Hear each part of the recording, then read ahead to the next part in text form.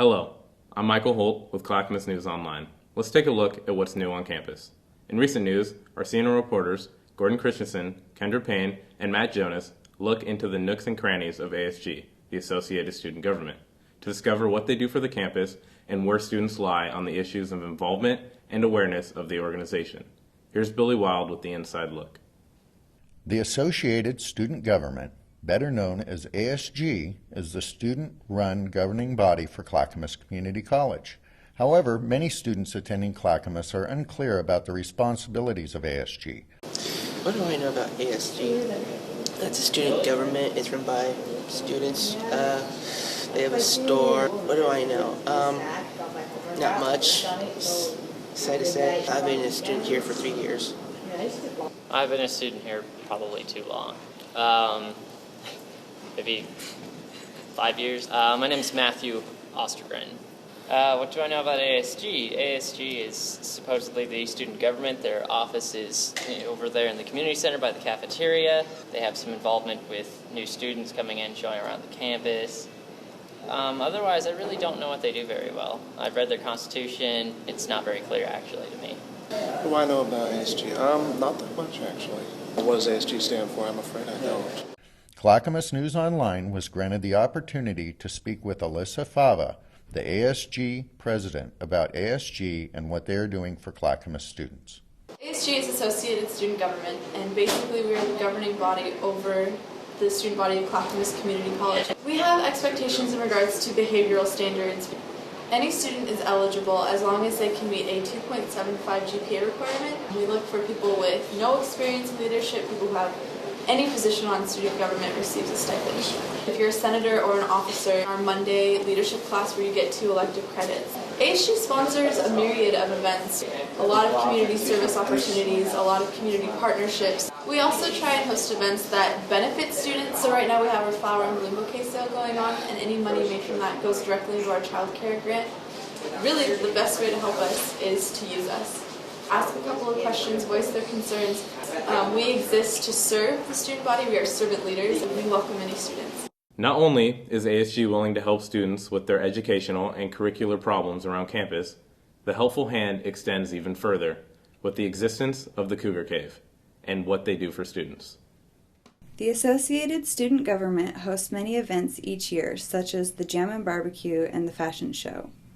Some of the proceeds of these events go to benefit the new and improved Cougar Cave, formerly known as the Food and Clothes Closet.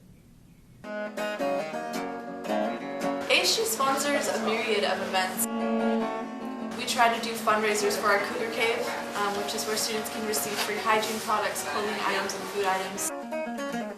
The Cougar Cave is a free resource for students.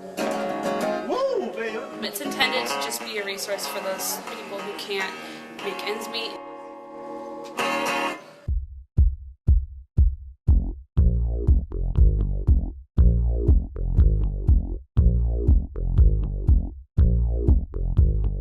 Hair, sexy. Eyes, sexy. Clothes, sexy.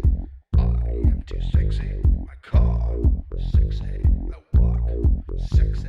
I talk, sexy. I am too sexy. I am too sexy for my hair, too sexy for my eyes, too sexy for my clothes.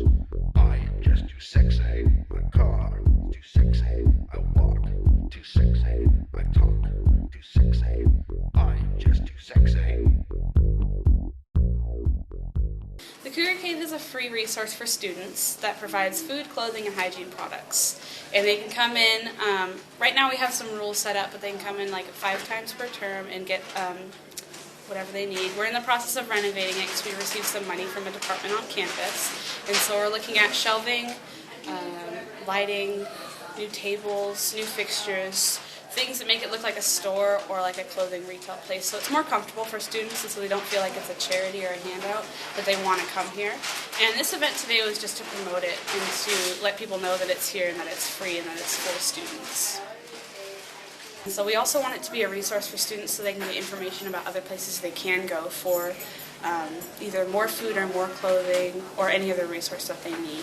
We also have hygiene products, so we have a lot of like miniature shampoo and conditioner bottles from like hotels and things. We have soaps. We've had a lot of toilet paper donated, which has gone really quick. We've also had socks and things, which have been a really big need as well. We also have like purses, we have some ties, we have shoes. Also we have food, which has been the biggest thing in our Cougar Cave. People mostly come in for that. We always screen what we get before we put it out, and if it's not, we don't think students will take it here. If it's not in the best condition, we always just send it to Goodwill or another charity. With tight money and tighter schedules, transportation is always a puzzle on its own. Though mass transit is an omnipresent option to travel cheap, is it the best way to utilize an eco-friendly lifestyle? Here's Harley Jackson to help us answer that question. There are numerous modes of transportation that students use to get to and from school. One of the most common is the Portland Tri-Med system. Clackamas CNO sat down with a couple students to hear what they think. The thing I like about the bus the most is it's always reliable. You could always get on it. Well, how often do I take the bus? I take the bus once a day every week, going from Wilsonville to Oregon City, and then I go from Oregon City back to Wilsonville. So, well, what I don't like about the bus is how it can get overcrowded. Overcrowding on the bus is really no fun as a passenger. Normally what I do to pass the time is play the lottery tickets.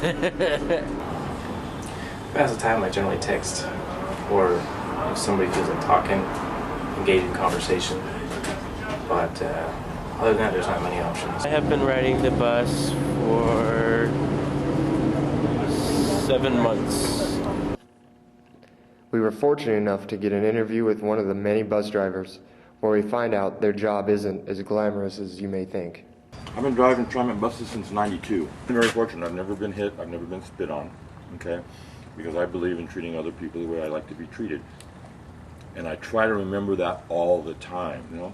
You can't worry about a nickel here, a nickel there, because you're always getting people that'll put in extra 10 cents, or every time they buy day tickets, they put in $5. That's 5 rides, shorting you for a nickel. Why keep track of that? 14th and Everett, he tried to commit suicide. I stopped at the bus stop, picked up 2 passengers. As I was pulling away from the bus stop, he jumped underneath the back duals and was hoping I was going to run over him. I had to call the police.